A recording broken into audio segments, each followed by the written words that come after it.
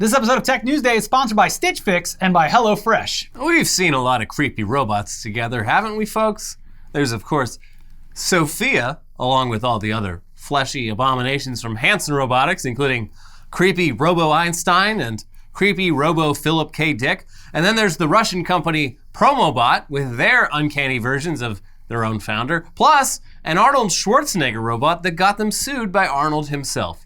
Must be doing something right. And that's just scratching the surface. But we regret to inform you that a company called Engineered Arts has somehow raised the bar on robot creepiness and brought us to the deepest depths of the uncanny valley thus far seen. Oh, you talking about EA? Engineered Arts? Engineered Arts. So yeah, we actually talked about Engineered Arts previously, back in February of this year, when they released some videos showing off their Mesmer robotics platform. And what we saw at the time was a weird mix of unimpressive and scarily impressive. The demo robot Clio suffered from the same problems as every other fleshy humanoid robot that we've seen. The skin just didn't look that good, and the facial movements and expressions seemed very robotic. At the same time though, seeing what was going on under the skin was pretty impressive. This was a robot with a huge range of motion, at least for the upper body, with dozens of individual points of articulation, allowing for the potential of realistic human movements. Though in the demo, the movement was still pretty rigid and robotic, so... Yeah, I got a full range of human movements, and this is me moving. Does this look natural? Yeah.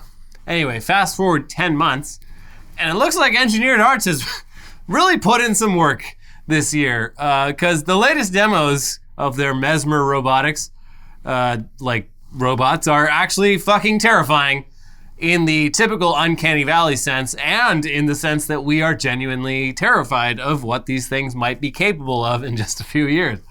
So first up, they dropped this video last week showing a robot in their lab called Amica putting on a little performance of it waking up from sleep, looking around confused, examining its own hands with a look of amazement, and then noticing the viewer and being surprised for a moment before calming down, and then smiling, and then extending a very dexterous, welcoming hand towards the camera. No thanks. Yeah. I will not accept that handshake. It's absolute nightmare fuel, but in some new and interesting ways.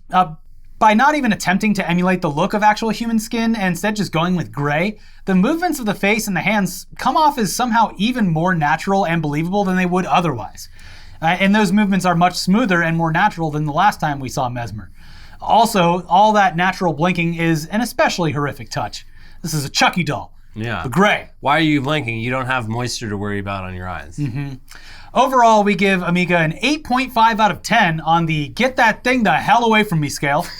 And only because there will definitely be even worse things coming in the future. Yeah. This is not going to be a fun thing to have strolling around the house. Don't you all want this thing in your home, doing your chores and watching over your children? What? You don't?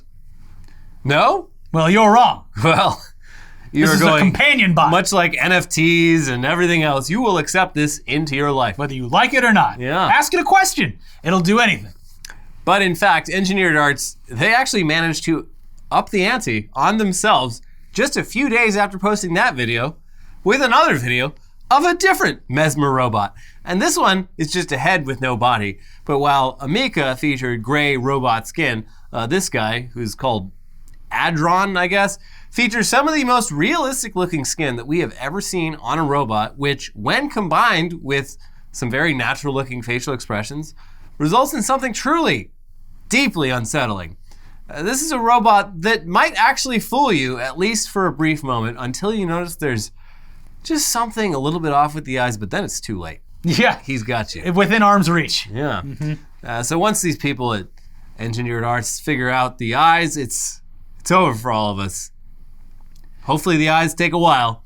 Yeah, you'll feel like this is just someone wearing a mask or something. Yeah. This it does reach a point where it's like, okay, well, I've seen people that look like this on the street. Who knows? But yeah, sure, Engineered Arts, they claim that all their work is merely for stuff like theme park attractions.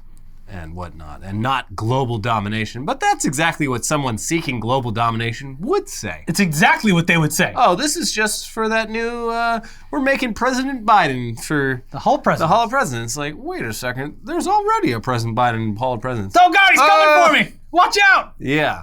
So engineered arts, we've got our eye on you. Mm-hmm. And when we blink, it's because our eyes are dry, not because we're pretending. This is the same, like, the new Unreal Engine, the demos that just came out of it, where you're just like, this is scary. Like, you don't even need to do deepfake anymore Did they because... confirm whether or not that is actually CGI Keanu in the Matrix one? I don't know. So Unreal released a trailer for some sort of experience on the Epic Store or whatever, like a movie tie-in with the Matrix, but a lot of people were like, oh, the Keanu in that video is actually made in Unreal Engine, but they haven't said yes or no about it. Well, the fact that it would even confuse anyone is a testament to how good it looks now. Yeah. Shit's getting kind of scary. Yeah. So, the deepfake technology thing, it doesn't need to exist anymore because rendering is going to get so good and so believable that it's completely unnecessary to just stitch someone's face over your face. Yeah. But speaking of robots, the idea of a future war involving robots, it is no joke. That's why Arnold sued. Yeah. Don't associate I've got to me stop with it. Unmanned remotely controlled vehicles and weapon systems have become more and more common in warfare and R&D over the last decade and a half. And meanwhile, there's been great leaps in artificial intelligence. It's already entirely within the realm of possibility to program something like a drone to go to a predetermined location and kill anyone that it encounters. It doesn't even need human input. You just send it on its way. Go over there and kill. It just hasn't happened yet, at least that we know of. Well, hold on. Oh! Let me dig back into our own fucking archives here because turns out we talked about this back in June. A UN report revealed that in March of 2020, Cargo-2 autonomous weapons were used on the battlefield in the Libyan civil war and likely resulted in casualties. The specific weapons used, the Cargo-2 drones made in Turkey, are very simple and almost primitive, you might say. And they basically do what we just described. You send them somewhere, tell it to kill, and it can do that without needing a live data connection with the operator. And in the Cargo-2's case, that means just basically flying over an area, identifying targets on the ground, and then kamikaze crashing into them and exploding. It's maybe not as advanced as what you might imagine when you hear the phrase killer robot. But that's literally what it is. That description is It is a accurate. killer robot. So autonomous weapons have already been used, and there's no reason to believe more advanced and more deadly autonomous weapon systems aren't also being developed. AI scientists have been sounding the alarm about how bad autonomous weapons would be for the world, and at a recent meeting of the United Nations, an autonomous weapons ban was discussed. Can you take a wild guess about how the United States, noted enjoyer of wars and also the world's biggest arms dealer, felt about this? Well, for your answer, here's The Guardian. The U.S. has rejected calls for a binding agreement regulating or banning the use of killer robots, instead proposing a code of conduct at the United Nations. Speaking at a meeting in Geneva focused on finding common ground on the use of such so-called lethal autonomous weapons, a U.S. official balked at the idea of regulating their use through a legally binding instrument. The meeting saw government experts preparing for high-level talks at a review conference on the Convention of Certain Conventional Weapons from 13 to 17 December. In our view, the best way to make progress would be through the development of a non-binding code of conduct, U.S. official Josh Dorison told the meeting. The United Nations has been hosting diplomatic talks in Geneva since 2017, aimed at reaching an agreement on how to address the use of killer robots. Activists and a number of countries have called for an all-out ban on any weapons that could use lethal force without a human overseeing the process and making the final kill order. In November 2018, the UN chief, Antonio Guterres, joined the call for a ban, but so far, countries do not even agree on whether there is a need to regulate the weapons. During Thursday's debate, a number of countries, including India and the United States, criticized the idea of a legally binding agreement. Now, as for why, aside from the reasons we already listed, that the United States would be opposed to a legally binding autonomous weapons ban, well, here's Gizmodo. Not only is the US uninterested in limiting autonomous weapons, but it's also actively being advised to move in the opposite direction. Several years ago, the US formed the National Security Commission on AI, whose ultimate goal is to gather intelligence and produce major reports for the President and Congress proposing solutions for advancing AI in national defense. That commission is headed by former Google CEO Eric Schmidt and includes other tech titans like Amazon's Andy Jassy and Microsoft's Eric Horvitz as commissioners. In a nutshell, the group's 2021 report specifically pushed back on entering an autonomous weapons ban and instead pressed for a ramping up of military AI investment to maintain superiority over China and Russia. Quote, as these authoritarian states field new AI-enabled military systems, we are concerned that they will not be constrained by the same rigorous testing and ethical code that guide the US military, the report read. The authors go on to suggest autonomous weapon systems may represent an inevitability, given the increasing number of complex decisions operators will be forced to make in future battles. The best human operator cannot defend against multiple machines making thousands of maneuvers per second, potentially moving at hypersonic speeds and orchestrated by AI across domains, the report reads. Humans cannot be everywhere at once, but software can. Just put the killer drone on autopilot. Yeah, so basically, this is the same logic that's been behind every great arms race from the last several hundred years, and maybe even the last several thousand years. Basically, the enemy will probably use autonomous weapons against us, so if we don't also have autonomous weapons of our own, we will be at a strategic disadvantage on the battlefield. So we need autonomous weapons. Tale as old as time. And also the what about China argument, that's it's very popular. It's typically the one that you hear anytime anyone suggests that we maybe try a little harder to limit our greenhouse gas emissions. Well, what about China? Mm-hmm. If they're not going to do anything, then we shouldn't do anything. But now it's also, I guess, the argument of choice anytime anyone suggests that we maybe don't build Skynet. This is how we What about China? This is how we ended up with enough nuclear warheads to destroy the entire planet. Yeah, I mean, so the arms race stuff, like the big wars that everyone knows about are World War I and World War II. But like the second half of the 19th century was actually across that like 50 or 60 years, are maybe bloodier than World War I. And it was, a lot of that came down to like dudes in Europe actually discovering like how to make really good steel and immediately being like, check out this cannon. This thing can fucking fire like 10 miles away. You're gonna want one of these cannons. And just every country just like loading up on guns until they're just like, well, we don't want to go to war. But if we did, we'd probably do pretty good for ourselves. If someone blows up our country, we're going to blow up their country. We've got all this steel. Yeah. So yeah, I mean, but yeah, we're not going to stop building killer robots. Not that we are, but we're not going to not do it. But even if we weren't, we still will. Because China is probably doing it too. Yeah. So yeah, the future is sure looking exciting, isn't it, folks? If it's not the climate change, it's the autonomous killer robots that we'll have to worry about. Like best case scenario, it'll just be our robots fighting their robots. But that's probably not. It's knowing that would be too lame for them. They'd be like, but nobody's dying. Like we don't fight real wars. We fight proxy wars and asymmetric wars. It'll be like China taking over like a port in Africa and us sending in a bunch of robots to just kill everyone that lives there. And yeah. And then we'll take the port. Yeah. So anyways, if the stuff that we've covered so far today hasn't filled you with existential dread, then here's some exciting news about suicide. All right, obvious content warning for everyone. But yeah, views on voluntary euthanasia and assisted suicide, they've evolved somewhat over the past few decades, especially in a handful of European countries where some form of it is now legal. It's thankfully heavily regulated and generally only available to people already dying from something else, or non-dying people who manage to convince a doctor beyond the shadow of a doubt that they're essentially beyond help psychologically. But Switzerland has probably the most lax rules around it, and they may soon be offering something previously only seen in science fiction: a suicide booth. And yeah, look, this device, which is called the Sarco, it's not that similar to the suicide booths from Futurama, which are basically just repurposed public phone booths. The Sarco, it's more of a suicide pod, you see. And gotta go out in style. It looks very futuristic. You're not standing, you are reclining. Gotta be comfortable. But yeah, it looks like something you'd hibernate in during a long journey to another planet, except in this case, you never wake up, and that's the whole point. Wake up in heaven, Elliot. Yeah, you... It's a one-way ticket.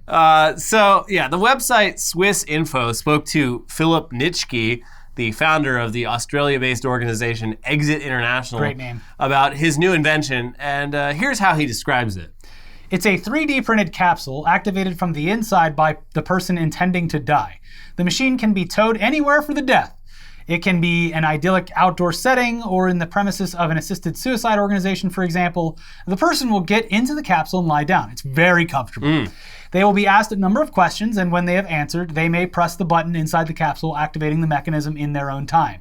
The capsule is sitting on a piece of equipment that will flood the interior with nitrogen, rapidly reducing the oxygen level to 1% from 21% in about 30 seconds.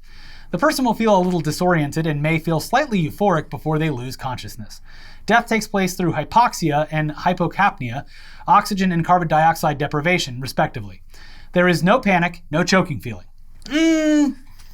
So Nitschke says in the interview that after losing consciousness, death occurs in about 5 to 10 minutes. He also says that this method, which only requires nitrogen, removes the need for a doctor to be involved in order to prescribe the sodium pentobarbital that is currently used in most assisted suicide. And he even goes further than what a lot of supporters of assisted suicide might be comfortable with, saying the following. We want to remove any kind of psychiatric review from the process and allow the individual to control the method themselves. Our aim is to develop an artificial intelligence screening system to establish the person's mental capacity.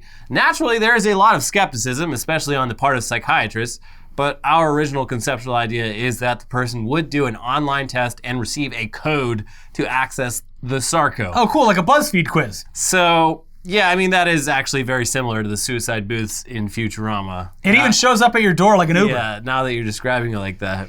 I can't imagine that this would be more easy than what is already out there. So the stuff they already have, like, which, I mean, you go back to even like Jack Kevorkian, so the stuff Kevorkian did, and he had a couple different models, but the main one was just like an IV system where he had like basically 3 different tubes, and he'd give you the first one, the second. He was basically doing lethal injection, but compassionate lethal injection, where the whole idea was that you don't feel any pain through the process. And like that's kind of what all these other assisted there's the one where is that do. The one you were talking about where they drink something? Is that so like I think that's what like the current one is that phenobarbital or whatever. Because of this being a big news story in the past week, on Reddit, someone did a video of a assisted unaliving, is what they call it on TikTok to get away with it. And it's a guy who is terminally ill, and he takes the drink and passes out and then dies, but he's surrounded by his family.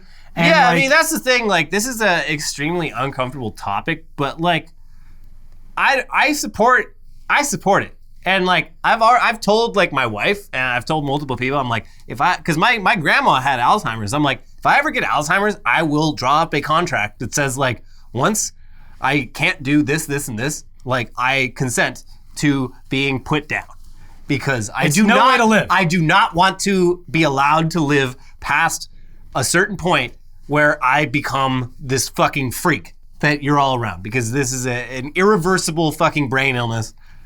I don't want to be a fucking burden. I don't want any of that shit to happen. Just put me down. Know that I support it, and you will be much happier. You can all feel good about it. Like, I support in the case of the video, stuff like ALS and stuff like that. Like, like if you are in a position where nothing is going to save your life, and in like 6 months you're going to be in miserable pain and dying, and that's you don't like leaving your family in a way where you go out and they, in some cases, might resent you. For being a living thing that's just sitting there shitting itself for a year or two. It's no way to live, and it's no way to die. Like, it really is, it's horrific. We do it with animals. Like my dog, we put my dog down like a couple months ago, and it was because we loved him. But he reached a point where it was becoming like it's inhumane to keep it. It was inhumane, and I felt myself becoming like less and less sort of humane about it, where I'm like, this is becoming work. Like I'm forgetting why I love this dog. It's becoming just a task of keeping this animal alive. And Yeah, so that's how I feel about it. It's a tough topic to discuss. But some people would prefer the dignity of dying in a different way. Absolutely. Yes. Anyways, a lot of the initial reports about the Sarco indicated that it would be put to use soon, but it seems like there might have been some miscommunication there. Nitschke did say that it passed legal review for use in Switzerland, but more recently reports say that none of the major assisted suicide organizations in Switzerland are actively considering the technology. Plus, Nitschke also says there's only 2 Sarco prototypes in existence right now, one of which is on display at a museum, and that he still wants to add more features, like a camera and a microphone for the person in the pod to communicate with people outside and also provide a recording of their consent. That's a good idea. Yeah, but in the current scenario, they get to actually hold hands with their loved ones instead of watching them from outside of a pod. That's true. That might be why a lot of these organizations aren't so quick to They're comforted by their wives and children as they go across that plane, which I think would be a much more comfortable way than sitting in a fucking a death pod.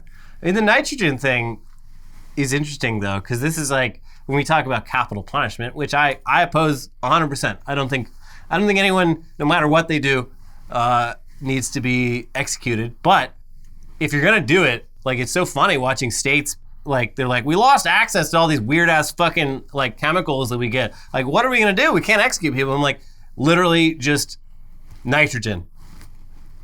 If you replace oxygen with nitrogen, like, people die very calmly and slowly, and they fucking die. And they're like, well, no, but then it would feel good.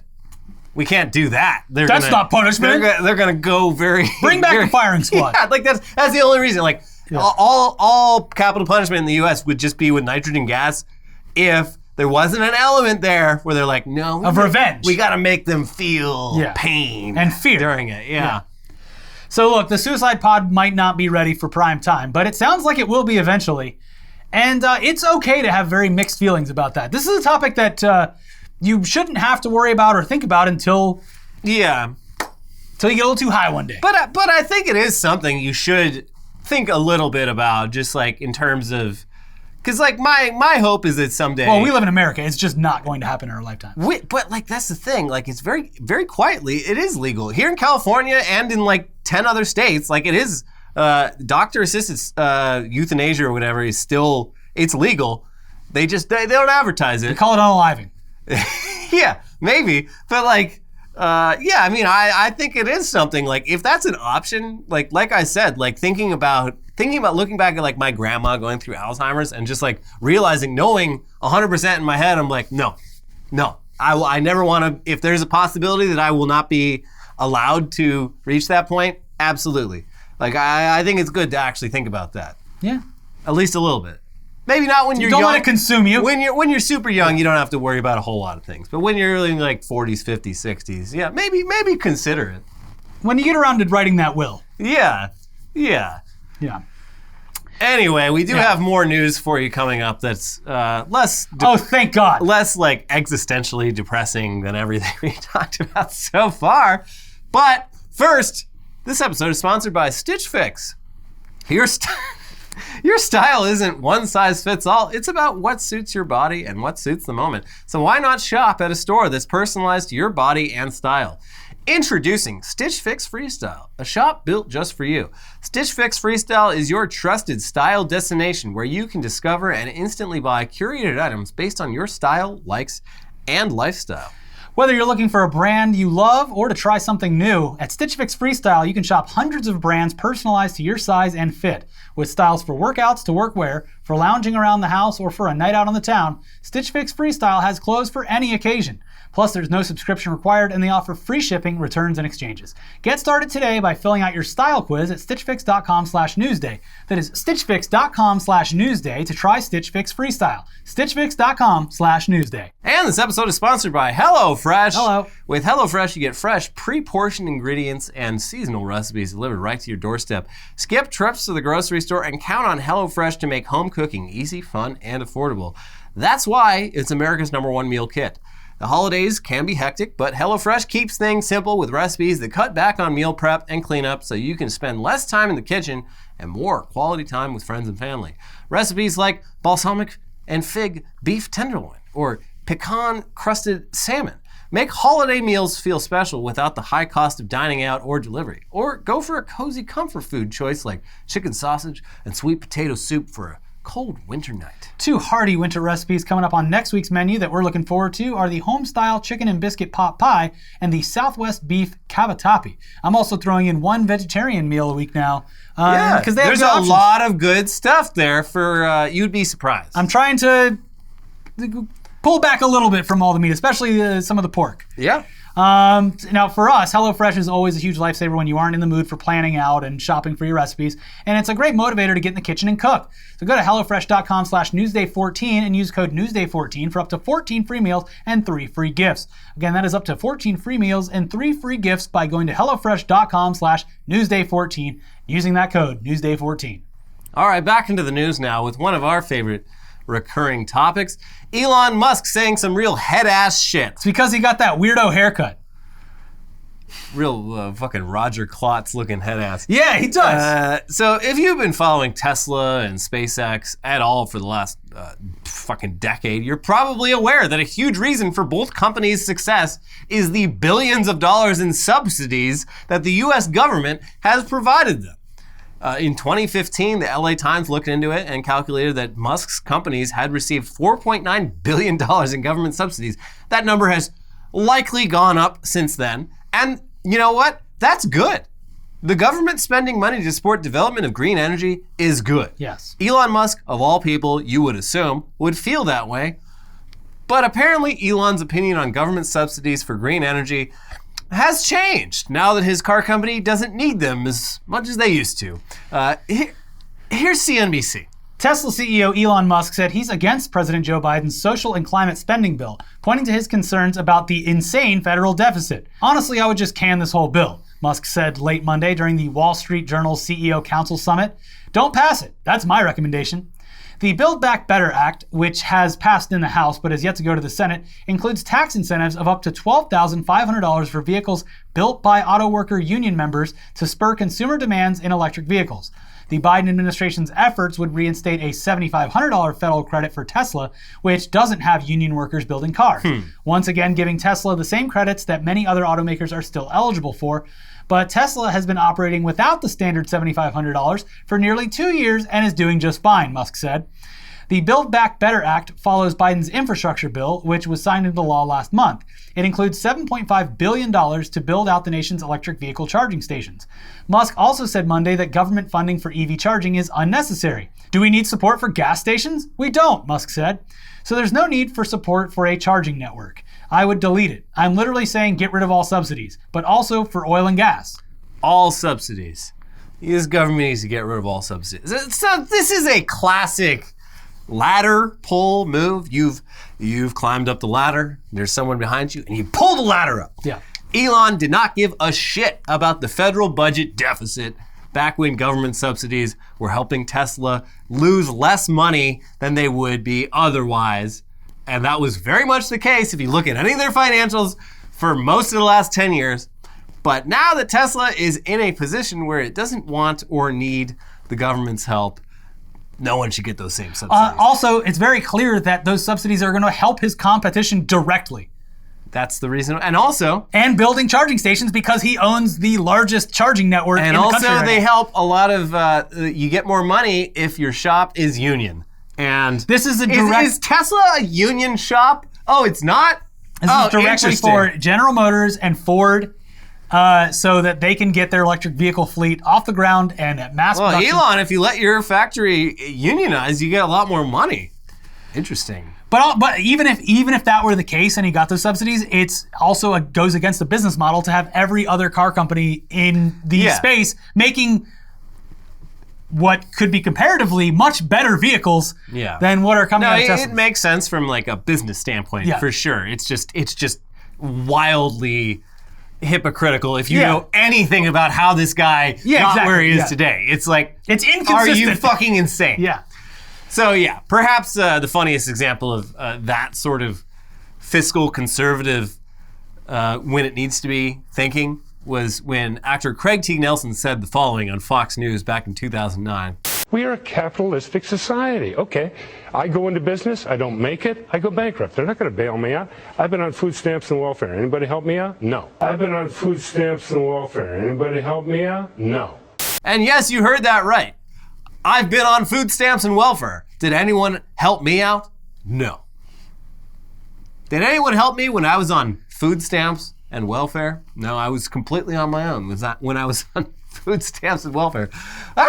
Anyway, obviously we're brushing past the real Elon news here. Is that that new haircut of his, which did not look great in that Wall Street Journal interview, looked so much worse, guys, when it was photographed in this photo. It has drawn comparisons to yes, Gary Oldman in The Fifth Element, Roger Klotz in Doug.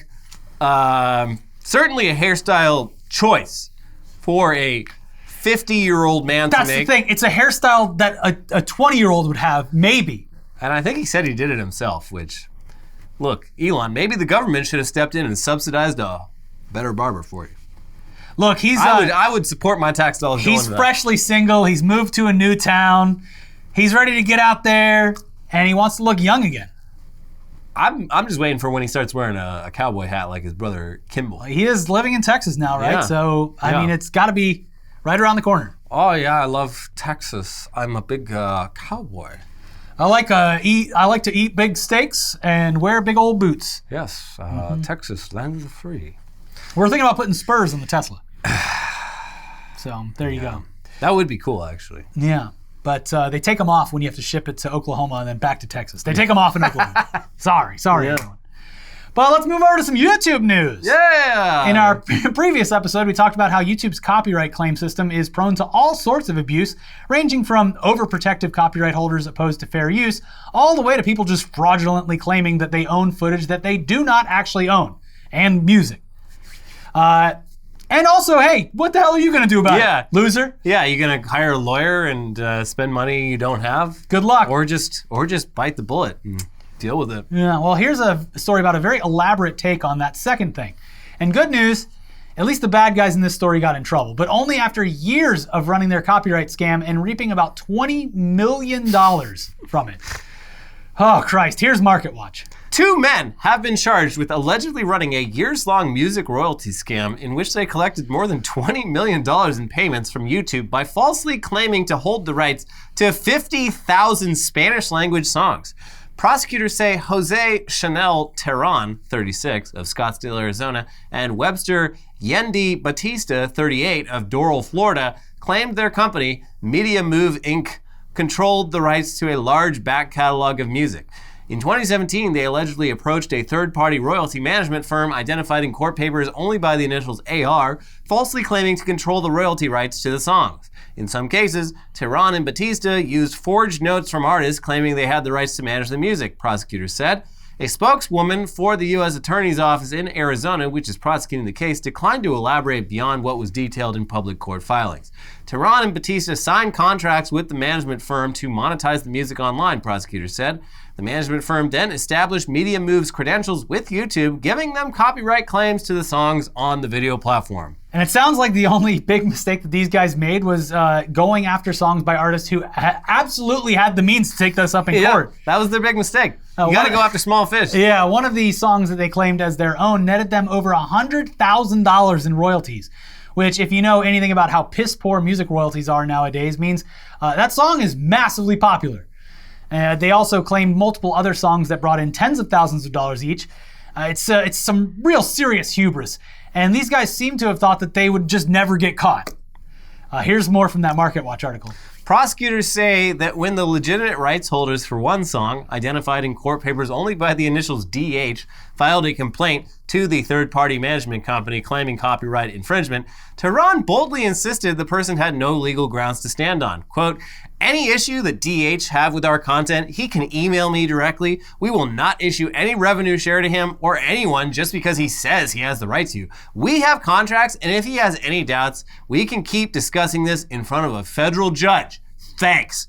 Court documents quoted Terran as writing in an email. And typically, if you're someone that doesn't have the money to fight this or the legal means to, that's where it ends. Yeah, they're like, oh, well, we'll see you in court then. Because even in the YouTube automated thing, it's like, no, I have the rights to this. And he goes, are you sure? Because sure? if they say that you don't, then we're going to have to side with them, and then it's going to become a legal thing. Yeah. And if they come back and they're like, no, we absolutely have the rights to it, and you challenge it again, you're going to fucking court for it. Yeah.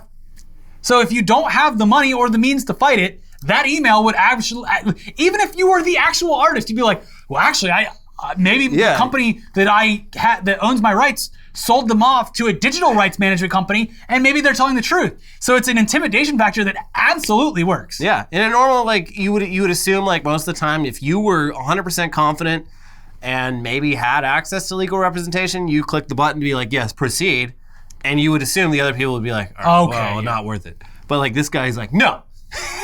I'll see you in court, bitch. Well, that's the thing too. Is it's like if you're an artist that's big enough to get this much in royalties, there are many hands in the pot. Yeah. And you probably aren't 100% sure. Like, I don't know. Maybe it is me. Yeah. I got to call my accountant.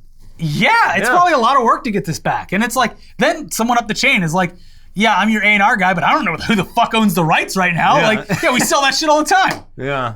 Yeah. Like, well, what video was it on? Maybe we sold it to the company doing the video. I don't know. Like, there's so much shit that goes on behind the scenes. So it was a bold plan. Seems like it worked for a while, but it was never going to work. They got caught. It was never going to work forever, though. Which is like, it's like, of all plans, it's like, yeah, you're going to make a lot of money for a little while, but like, someone is definitely going to notice. What's your plan for then? Yeah, it takes one person to fight. Yeah. Luckily, someone did. Anyways, these guys will now be discussing this in front of a judge. Like they asked for it. And things could go very badly for them. They're looking at 30 counts of conspiracy, wire fraud, money laundering, and aggravated identity theft, and potentially face decades in prison and some very large fines if convicted. But I bet they lived high on the hog while it was working out. No, because the peak years of their success were during the coronavirus outbreak. Yeah. Can't wait till this is all over. No one's coming over to my sick-ass McMansion. Yeah. This sucks. Yeah. Can't wait till this is over so I can go spend all my fuck. But moving on to another similar story about making loads of money off music that you had no role in the creation of, but this time without any laws technically being broken. Honestly, you should just go watch this video that YouTuber and musician Benn Jordan posted last week titled, How a New York Times Reporter Collects Royalties from Hundreds of Musicians. Yeah, that video is very much worth a watch. You should definitely watch it. Also, he's a great YouTuber who I've been following for years, and it just this happened to just fall into my feed. But the basic rundown is that Benn Jordan was contacted by Pulitzer Prize-winning journalist Ian Urbina a few years back, and Urbina proposed a collaboration where Jordan would produce music for Urbina's Outlaw Ocean project, this little journalism project that he has. So this was an exciting offer with seemingly lots of potential for exposure. But Benn Jordan eventually he backed out once he figured out that Urbina was actually apparently contacting dozens and dozens of musicians with similar offers, despite no indication in his conversations with Ben that this was that kind of project. He thought this was, I'm making the music for your thing. He didn't know it was like dozens of people are making music for you, which is something you would hope to be, you would like to know before putting in work on something. So anyway, also the contracts involved set off a lot of red flags in this once he saw them. There would be no money up front at all, but lots of potential down the road. And also, and this is big, Ian Urbina would be credited as a songwriter and receive about half the royalties for every single song. So yeah, that's already sketchy. But how much money could Ian Urbina stand to actually make here? Yeah, how much could it be? And like we said before, streaming music royalties are a joke these days. Well, turns out Ian Urbina successfully got enough artists on board with this project that there are a total of 462 albums listed on his Spotify profile, which he's able to do because he's credited as an artist on all of them. Yeah. So there you go. He's got like 700,000 monthly listeners on Spotify. With New York Times journalist. With a ballpark of 7 songs per album, that's over 3,000 songs. And those songs might be generating barely anything in revenue individually, but altogether, that's potentially thousands of dollars per month for Ian Urbina. Yeah, seems like a scam. Seems like a hell of a scam. They call it a hack, Elliot. Yeah, so and again, watch the video. There's several other sketchy layers to this whole thing, like the fact that the record label that he told artists that he had partnered with for the project is actually his own company. And also the fact that he used his New York Times email address for all the correspondence, despite no longer even working there by the time he was sending these emails. But yeah, really go watch that video. It's 20 minutes long, and it is fascinating. Like, seems like, oh, well, okay, whatever. Like, oh, you got scammed. But like, I remember watching this in bed a couple days ago. Like, wait, what? Holy shit. Yeah, it's fascinating. And, you know, of course, once people saw the video and started talking about it online, Ian Urbina started just smashing that block button, blocking everyone left and right, saying this was all just a big troll operation. Oh, the trolls are after me again. But that didn't work. It just Streisand affected. And so he finally came out with a half apology where he blamed everything on bad communications on his part. And he did at least offer to hand over the publishing to any artist who asked for it back, but like, he's still been making money off of it this whole time. Yeah. Like, just like, oh, you caught me in my scam. Yeah, you can have it back. I don't care. But also because of the way like publishing works, I'm still listed as an artist. You can take these and Grammys a from my cold songwriter. dead hands. Yeah. So, just a very interesting saga that I've been following on Twitter over the last like week of like sort of mid-level like working musicians all realizing that they'd all been scammed by the same guy, but like didn't know that other people had. Jeez. It's like, but like fucking hundreds of artists. Yeah. Goes Yeah, deep. it's going to be huge. Like we're going to get a Netflix documentary. The project was getting me rich. And there might be a Netflix documentary if this gets big enough. Well, yeah, publicity. now. Yeah. But it's just like I mean, I know journalism doesn't pay that well, but it's just like, why do this? Like he was making, I think Benn Jordan figured it out. He was making like at most like a couple thousand a month. Because Elliot, as every crypto bro knows, that's called passive income. Yeah, I guess.